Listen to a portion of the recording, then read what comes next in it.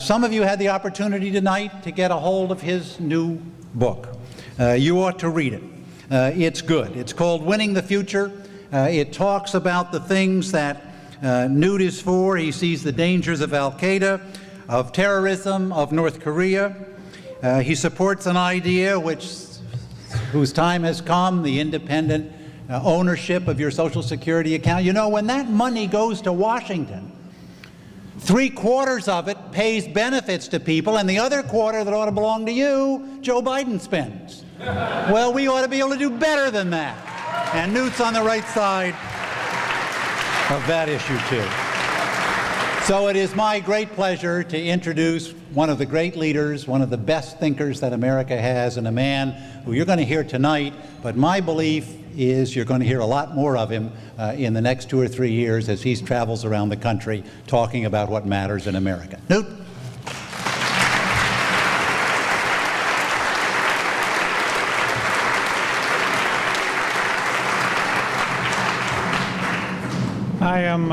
Thank you, Pete. I'm delighted to be back in Delaware, a state which I first came to politically, I think, around 1984 or so, to some event the governor summoned me to. But I actually first came here in 1960 when my uncle was a sergeant in the U.S. Air Force down at Dover. So I have a long experience of this state. I'm delighted to be back with Pete and Elise, and I got this phone call one afternoon that said, Pete DuPont wants to talk to you. So I call in, and he says, you need to come up here, and you need to be recognized, and we need to raise money, and if we use you as the draw, we'll raise money. So it's not that long a train ride from Washington. And the truth was, and I think he knew this when he placed the call, it was impossible for me to say no. Because without his leadership in creating GOPAC, and his vision of reaching out and creating a farm team across the entire country, we would not have created a majority in 1994 because we wouldn't have had the people in place ready and able to run for public office. So literally, the contract with America and the entire process of creating a Republican majority, not just in the House but around the country, has as its true founding member Governor DuPont, and therefore I have no choice but to come back and say thank you for all the leadership you've given over the years.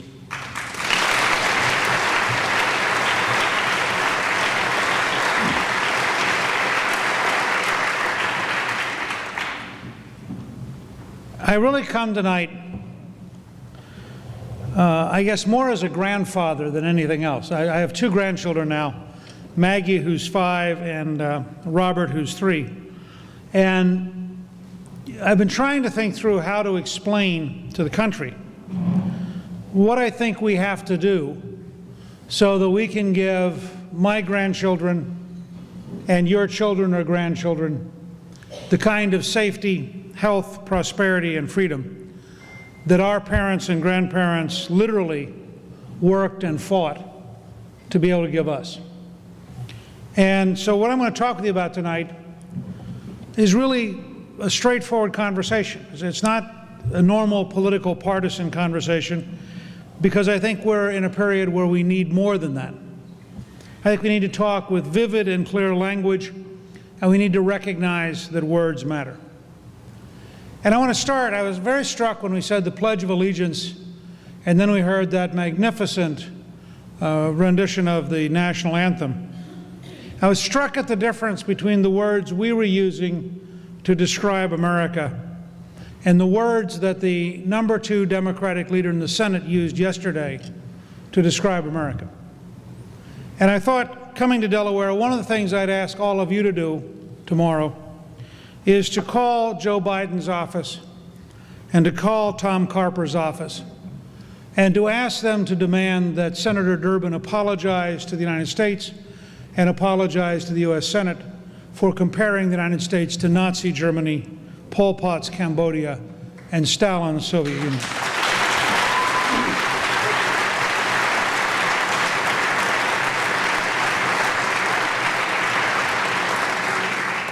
I don't say that in a harsh partisan way. I say that as an American citizen, deeply troubled that around the world, the words of the second-ranking leader in the Democratic Party in the U.S. Senate will be used to describe the United States of America. To compare Guantanamo, where no one has died, with Dachau, Auschwitz, and Nazi behavior, where 9 million were killed. To compare Guantanamo, where no one has died, with the Soviet Gulag, where 2.7 million were killed. To compare Guantanamo, where no one has died, with Pol Pot's massacre of 1,600,000 Cambodians, is a statement so despicable and so dishonorable that any Democrat that would allow him to stay as their number 2 leader without an apology to this country has, I think, besmirched their party and weakened the United States of America.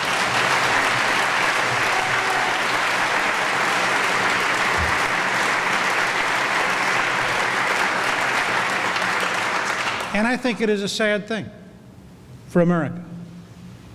Similarly, I was asked a very interesting question by a reporter here a little while ago. Yesterday, Senator George Mitchell and I released a bipartisan commission on reforming the United Nations, a commission created by Congressman Frank Wolf, and we reported to the United States Congress. It's a very strong report. It outlines the various problems the UN has had, everything from billions of dollars in corruption to sexual predation by United Nations peacekeepers on girls as young as 12 or 13, to the failure of United Nations troops to protect the very people they were assigned to protect, to a personnel system so grotesque that one person who is currently suspected of committing genocide has for 2 years fought against being fired. You go down this list and you look at the United Nations, it is, as an operating system, a mess. And that mess weakens the human race everywhere on the planet.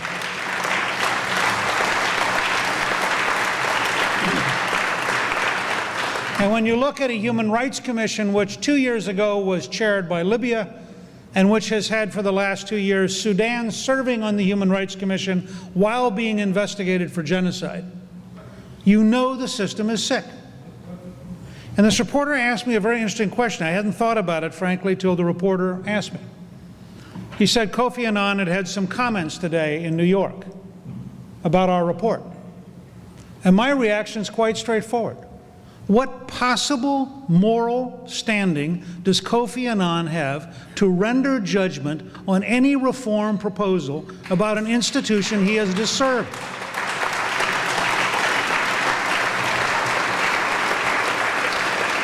And it's an example of the self-deceptive sickness of the international community, that everyone is expected to pretend things are okay while we are lectured by the man who has presided over every single scandal I just described.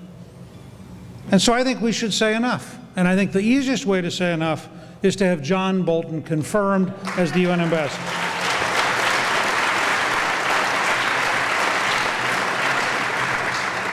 And again, I would urge you to call your 2 senators and remind them that it weakens America. This is a bipartisan problem, by the way. It weakens America when senators overuse their prerogatives to such a degree that we literally cannot fill the executive branch. And this is a bipartisan problem. I made this comment yesterday, and George Mitchell spoke right after me. He said, well, he wished I'd been in the Senate when he was the majority leader because he had to file cloture 74 times. And I just think it's something we should actually confront head on in a bipartisan manner. There's something wrong with the Senate procedure when literally, in some cases, executive branch jobs are open for a year or more because of the whim of one senator. And it's a systems problem, not a Republican problem, not a Democrat problem. There's just something wrong with the culture of the Senate and the way it's currently organized. Now, the Senate, in that sense, I think is an introduction to a general problem. And it's one that's difficult to describe when your party has the White House, the House, and the Senate majorities. But it's one, I think, if we are going to continue to govern, we have to talk about head on. And that is the simple fact that most of the current government simply doesn't function. It is a obsolete 1880 male clerk with a quill pen, codified into law by the Civil Service Acts of the 1880s, and mutated for 125 years. It is a mess. It's not a Republican mess. It's not a Democratic mess. But we have to distinguish between presiding over the mess and changing it. And as a party, we had better rise to the standard of changing it, because the country will eventually fire us if we simply preside over the mess. Countries elect majorities to get things fixed. I happened to be in Paris on the day that the French people repudiated their leadership. It was, I have to confess, a good day. Paris is always a beautiful city, but it was a little more beautiful watching President Chirac indicate that he had heard the French people and therefore was appointing an aristocrat to be the premier who had never won an election for anything was one of those gloriously Gallic moments which made me feel better about the American tradition of populism. I was then in Germany, in which the governing party has lost 9 consecutive elections at the state level, and there is no longer any state in Germany run by the current governing party. And the chancellor had called a snap election a year early because he's in so much trouble he'd rather go down fighting with the voters defeating him than just watch his coalition gradually disintegrate.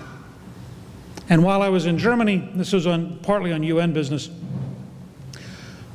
the Dutch repudiated the new European Constitution by 63%.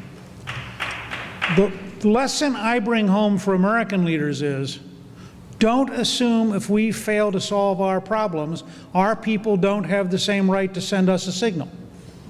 And I believe when Ford and General Motors have their bonds lowered to junk rating, when United Airlines announces that it is not capable of meeting its pension obligations, when a man shows up at the Canadian border carrying a knife, a sword, a knife, a sword, a hatchet, and a power saw which has blood on it, and we allow him in the country,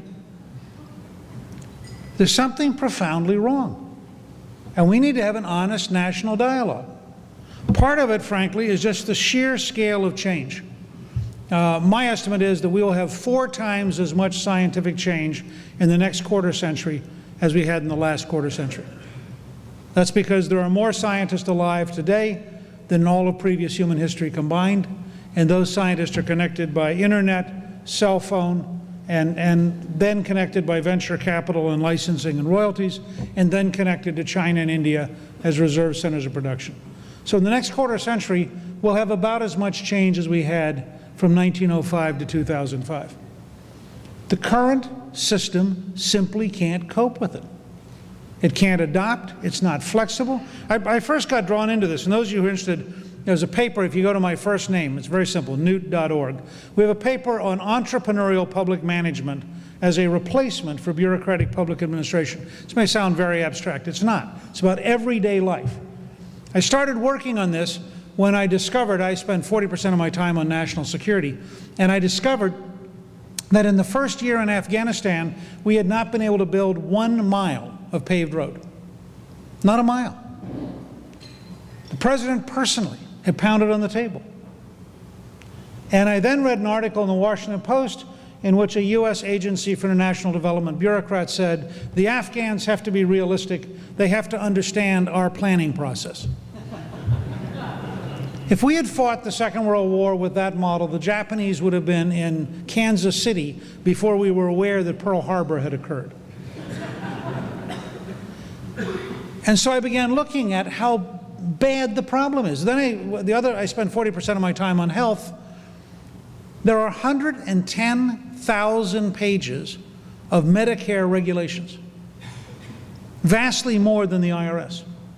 And we wonder why the system is so expensive and doesn't work.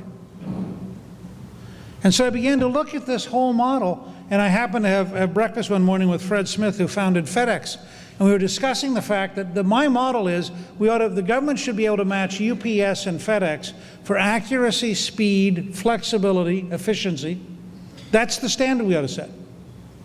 And he had a very simple insight that is the beginning of this paper, which is the government can't distinguish cost from investment.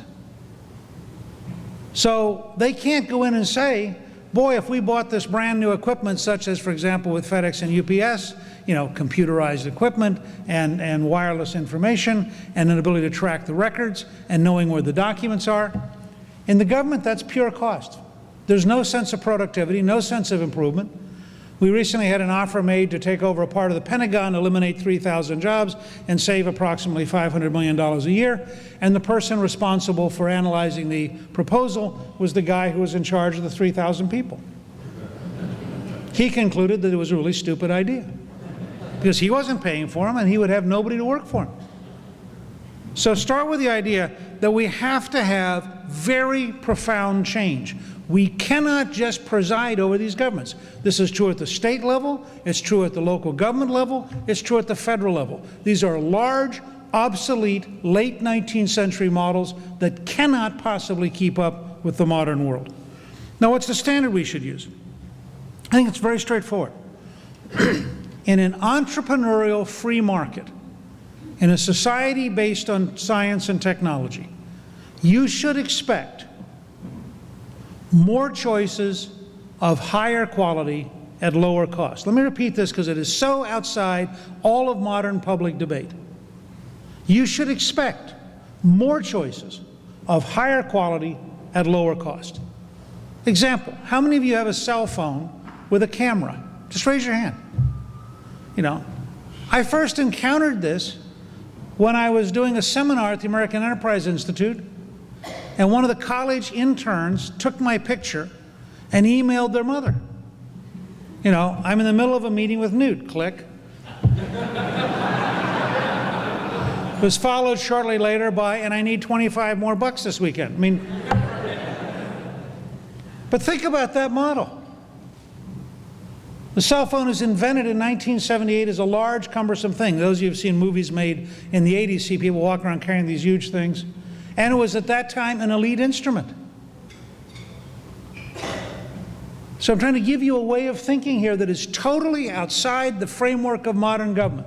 You should not tolerate the idea that we can't fix the schools and we can't fix health and we can't fix transportation and we can't fix energy because it'll make some bureaucracy or some union inconvenient. And after all, who are the rest of us compared with the comfort of the current bureaucracies? And that's the problem we face at every level. I was in meetings at the Pentagon this morning on the intelligence community, and the intelligence community position is quite simple. If they have to choose between winning and making the bureaucracy uncomfortable, or losing but having the bureaucracy comfortable, you know, what's an occasional loss for a great country?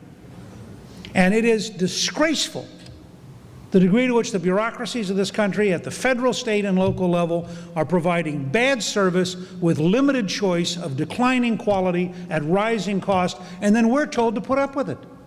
And one of the dangers we face as Republicans is we come to identify with the governments we're sent to change. Ronald Reagan used to have a great rule in Sacramento. He said after they'd been there about 6 years as governor, when somebody came in and said we and they meant the state government, they'd been there too long. Because we meant the people of California. And whether you're talking about the city government of Wilmington, you're talking about the state government of Delaware, or you're talking about the federal government, if we have any purpose as a party, it should be that we means the people and not the bureaucracies.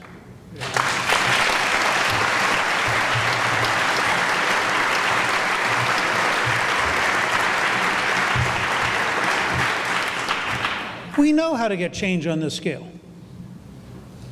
I'm a disciple of Ronald Reagan. Ronald Reagan was a disciple of Franklin Delano Roosevelt. He was an FDR Democrat up through 1948 when he made commercials for Harry Truman and Hubert Humphrey. You get change by having clear ideas, vividly explained, and going to the American people. You get change by reaching past the news media, past the lobbyists, past the traditional politicians, and past the bureaucracies. You get change by believing that the average American is in fact smarter than whatever analysts thought you were stupid. Reagan captured it perfectly. Many of you remember. We were in desperate trouble. The economy was decaying. The Soviet Union was on offense. There were Soviet forces in El Salvador, Nicaragua, Grenada, Angola, Mozambique, Afghanistan. And everybody knew that détente was the answer. Détente being a fancy French word that means get along no matter what the price. Conservatives were for a conservative détente, which meant we yell at the Soviets while we lose. Liberals were for a loving détente where we hug the Soviets while we lose. But everybody in the establishment knew détente was the answer. And a reporter said to Ronald Reagan in early 1980, "So what is your vision of the Cold War?" He had a four-word answer: "We win, they lose."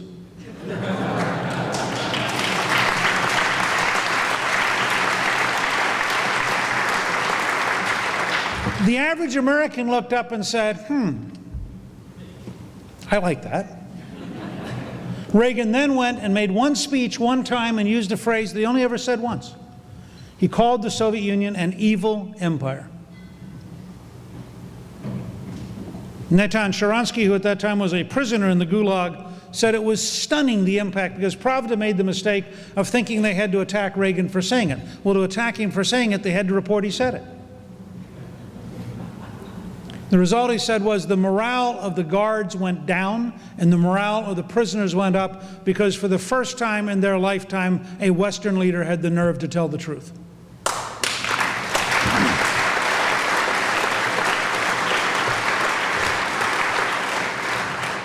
When Reagan said it was an evil empire, he was telling the truth. It is true that Strobe Talbot, then at Time magazine, the entire editorial board of the New York Times, the entire leadership of CBS News collectively were considering Harry Carey. They were so embarrassed to have an American president who was so clearly wrong and a cowboy and didn't know what danger he was. And you can go back and read what they said. And 11 years after Ronald Reagan was sworn into office, the Soviet Union disappeared.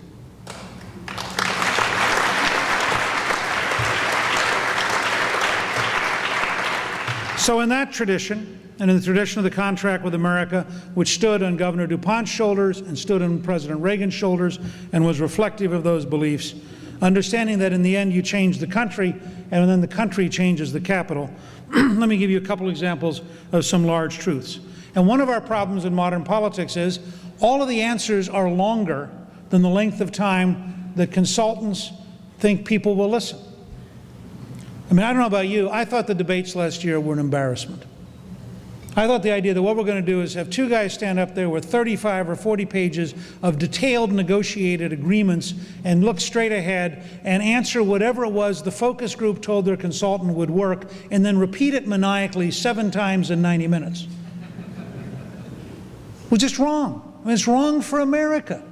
I've proposed, and I'm writing a letter proposing, that we abolish the Presidential Debate Commission and we replace it with a presidential dialogue. 2 adults sitting on a stage chatting for 90 minutes.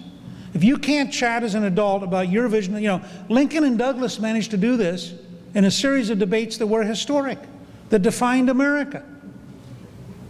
And somebody said, well, a lot of people can't do that. Then they shouldn't run.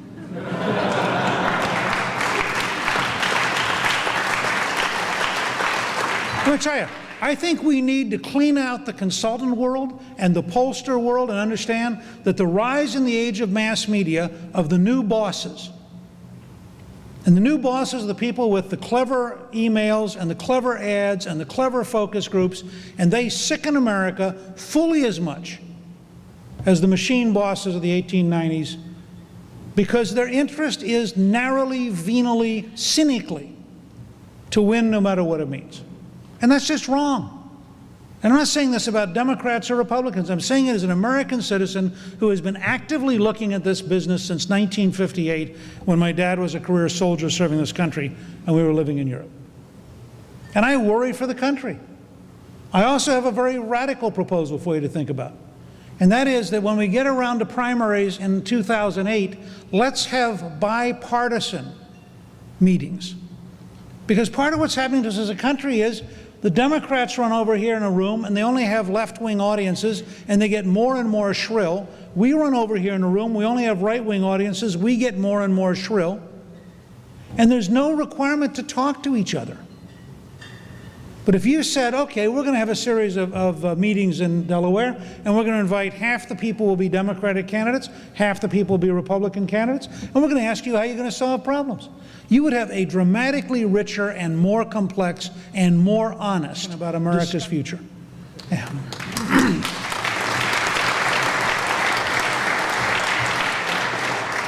Now, let me very briefly give you a couple of fairly complex answers, and this is part of our problem. We have complex problems that require complex answers.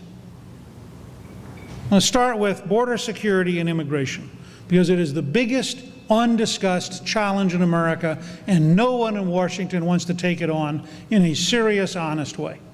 I'm going to start, and my view is about 6 points. One, we have an absolute national security imperative to gain control of our borders and our coastline, because we have been told by the Director of Central Intelligence he fully expects a nuclear weapon to be driven across the border. Now, after 9/11, we shouldn't have to have a second warning. Porter Goss went to the U.S. Congress 2 months ago and said flatly in public he fully expects a nuclear weapon to come across the border. Well, that says to me we should be pretty darn serious about making sure we are controlling what comes across the border. Two, I don't think, if you're going to be honest, you can control the border unless you have a green card work program that has either a thumbprint or an iris scan, and that allows those who promise to obey the law, pay taxes, and come here for the economic purpose of making us richer while they make themselves richer, have some way of doing that. Because I don't think you can control the system if the only way you can pursue your economic future is to sneak into America, because the reward of sneaking in is so great, they are simply going to break it down. Now, some people say to you, oh, that's a terrible idea. What we need to do is have minefields and machine guns and whatever it takes. Well, I just want to tell you flatly, that's a debate I'm prepared to have. And I challenge those people to go back to their hometown and their neighborhood and look at the human beings they're talking about. Now, I think third, everybody who's here illegally should go home to get the green card.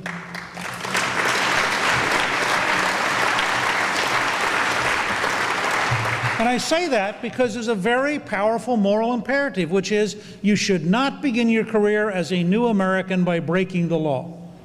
And you should not make your cousin who stayed home waiting for the honest visa feel like they were an idiot because you got amnestied by the United States and proved that cheating worked. Now, fourth, to make this system work, you have to dramatically change deportation. Today, it's a joke. Of the 200,000 non-Mexicans who were picked up in 2003, over 90% were never deported because the system is now takes so long that we release them on their own recognizance and ask if they wouldn't mind showing back up when the time comes. This is true. I'm not making this up. I mean, I understand government sometimes has to be inefficient, but it doesn't have to be dumb. And this is dumb. This is disgraceful. And if you really want to enforce the rules, they've got to be enforceable. And that means you have to, if you're here illegally, we can get you to leave within 72 to 96 hours. And the idea that you can sneak in illegally and then shelter behind the procedures of the American legal system is a totally self-defeating concept. Now, let me go one step further. And I think it's very important that we say this over and over again. I strongly favor legal immigration. I believe that what has made America the extraordinary country it is that we have attracted people of talent and energy and creativity from across the planet. And I want to have a strong system of legal immigration, but I want citizenship to be tied to being able to pass a test in American history in English.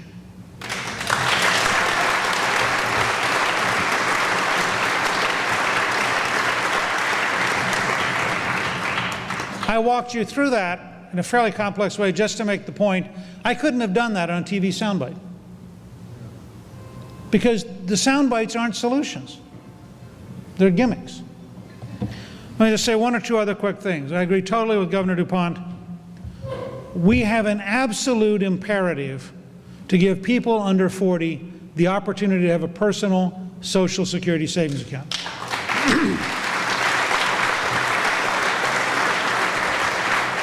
The mathematics of it are very straightforward. The first year we paid Social Security checks, there were 42 workers for every retiree. This year there are 3. When my grandchildren are in the market, there will be 2. A labor force in which 2 people sustain 1 person guarantees intergenerational warfare. A system in which my grandchildren, from the first time they get a part-time job, are able to build up savings which they control, not Washington, which cannot be used for any other purpose, and which grow with compound interest every single year till they retire, is a system which will give them 3 or 4 times as much income while generating the capital to create an America dramatically bigger economically. The urgency isn't some out-year problem, and I think candidly that this has been totally mishandled.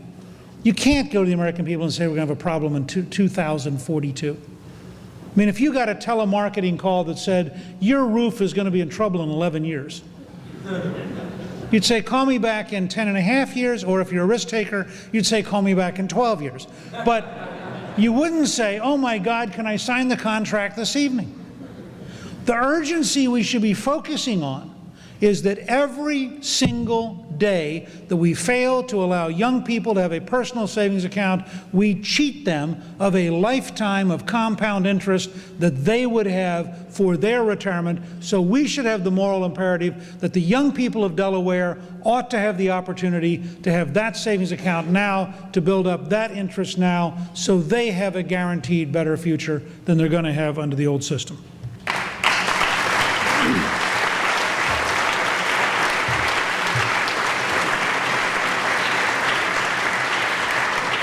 Let me just briefly mention 2 other things. Health is the largest domestic challenge we face. Medicare alone is 6 times as big a financial challenge as Social Security. Medicaid is bigger than Medicare. The cost of health for the Department of Defense is now bigger than the cost of procuring weapons. You cannot balance the federal budget unless you transform the health system, because it is 26% of all federal spending. Because it's such a big thing, I spend as much time on health as I spend on national security. I founded the Center for Health Transformation, and I'm not going to talk about it at length tonight, but I wrote a book in 2003 called Saving Lives and Saving Money. And you either go to my personal site, newt.org, and go over to the center from there, or you can go straight to healthtransformation.net. We believe you can build a 21st century intelligent health system, which includes health reimbursement accounts and health savings accounts, which includes personal electronic health records, which includes electronic prescribing. And we believe if you do it right, you can take between 20 and 40% out of the cost of the current system. That's between 3 and 6% of the entire economy. Now, if you do that, you can balance the federal budget, relieve pressure on state budgets, and have American companies be dramatically more competitive in the world market. And if you do it right, by having the best science bring you the best care with the best prevention and the best wellness, you'll also have created the best American export industry, which will create the highest value-added jobs as people across the planet buy American products, because they want to live longer too, and they want to live better too. It's a complicated topic, but you can go to the Center for Health Transformation and see what we're doing there. I think it's a very big, very important idea. Lastly, we're going to have to compete with China and India. And this is a debate we need to have straight up. They're not leaving. And they shouldn't, and we shouldn't feel bad about it. Why shouldn't 1,300,000,000 Chinese have the opportunity to pursue happiness? Why shouldn't almost 1 billion Indians have the opportunity to pursue happiness? Isn't that what we're all about as a country? Didn't we say our Creator endowed everyone with this? Well, if they're going to come, this is the first time since 1840 we've had real players. From 1840 to today, we were the biggest market in the world. In the next 20 years, we'll be one of the 3 biggest markets in the world. And in order for us to compete in that world and make sure that my grandchildren have the highest value-added jobs with the greatest return and the best income, we're going to have to transform things. We have to transform regulation, litigation, taxation, and education. Our math and science system today cannot possibly compete. And by the way, I commend you for the charter school program that a number of you are involved in, because you're taking the right steps in the right direction. But we have to really profoundly rethink education if we're going to compete. I think we have to rethink taxation. I think you ought to be able to expense 100% of your investment in technology every year, because we want our workers to have the best equipment in the world at the lowest cost so they can truly compete. And you have to profoundly rethink litigation. And I'll just close with one I know my good friend John Goodman's here, and I hate to run the risk of being considered not 100% conservative, but I am going to mention one federal program that I would support that would increase federal involvement. I am prepared personally to advocate that we have a retraining program for unemployed lawyers, if that's what it takes. Thank you all very, very much.